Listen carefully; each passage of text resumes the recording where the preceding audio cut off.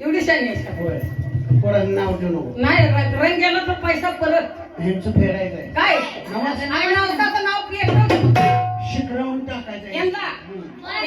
यांना शिकराव टाकताना एक काम कर, खाली माणसं पाक बाजूला का का बरं? अगं ह्यांच्या वजन खाली चार मारते. अगं अंगावर टाकायचं नसते का? खाली चादर लावते. अगं त्याला माणसं बी नीटके पाहिजे ते धरायला. हे ऐकायच्या अवलाद आहे का? काय नाही पोरं बारकी आहेत माझ्या. आता या काम कर. मावशीची सांगली आल्या. अगं सांगलीची मावशी म्हण.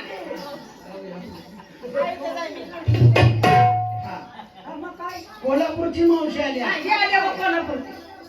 मावशी म्हणली आका तुझं पोरं दाव नाही बघितले. हा म्हणलं आता वयात आले तुला दाखवते म्हणलं. त्याला एखादं स्थळ बघ म्हणून सांगितले. मावशीला ते सांगितले तुला एखादं स्थळ बघ. मावशी लई दिवसानं आले भेटायला. मावशी जत्रेला 200 रुपये देणार तुला. मला मावशीने एक मुक्का दे. तुमच्या मावशीला या मावशीला. कोल्हापूरच्या मावशीला. मावशी मला मारलं. मग सांगलीच्या मावशीला देतोस का? मावशीला घेतो.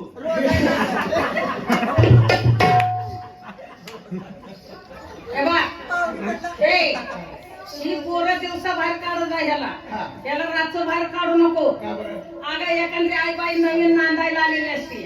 एखाद्या वेळेस लाईट गेलेली असते. तिला रात्री उठायची सवय असते. बरोबर आहे. आणि ती उठून बाहेर आली ही जर चित्र बघितलं तर बिचारी जाग्याला गार होईल. अजून बाई जातो बाळान गावा. काय ग? देवाला जायचं झाली सांगण्यात हेतू एवढा काय देवाला जर एखादी गोष्ट मनापासून मागितली तर देव भक्ताला देतो. फक्त ती गोष्ट मागत असताना आपलं मन देवाच्या साधू संतांनी सांगितलेलं आहे. काय सांगितले? देवाची दारी उभा क्षण भरे. देवाची दारी उभा क्षण भरे. जलंबर भक्ती केली तर त्याचा उपयोग होत नाही. पण भक्ती करत असताना एक क्षण पुरेस आहे. पण त्या एका क्षणासाठी आपलं अंतकरण त्या देवाच्या चरणाशी एकनिष्ठ झालं पाहिजे. म्हणून देवाच्या दरबारात उभं राहिलं की आपलं चित्त थाऱ्यावर पाहिजे आणि लक्ष देवावर पाहिजे. मनापासून जर देवाला एखादी गोष्ट मागितली तर देव सुद्धा आपल्याला देत असतो. तो सुद्धा देवाला नमस्कार. आई जगदंबे आमचा दोघजण आले. पुढेला 15 जण येतात. 15 नाही झाली. 15 नाही झाली. तुला कितीपर्यंत जेवण पण डबल हेरपणा करायचा.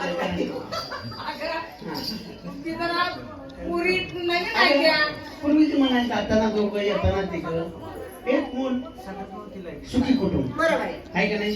पण पोटी संतता पाहिजे. धन्या तर मुळे नाही तर चारी वाट्या शोभा. कपाला कुंकुत बायला शोभा. तसं एक मूल झाल्यानंतर सुद्धा बायला शोभा आहे का नाही. देवाला जायचंय. सगळ्यांची तयारी झालेली झाली. निघायचं. चला.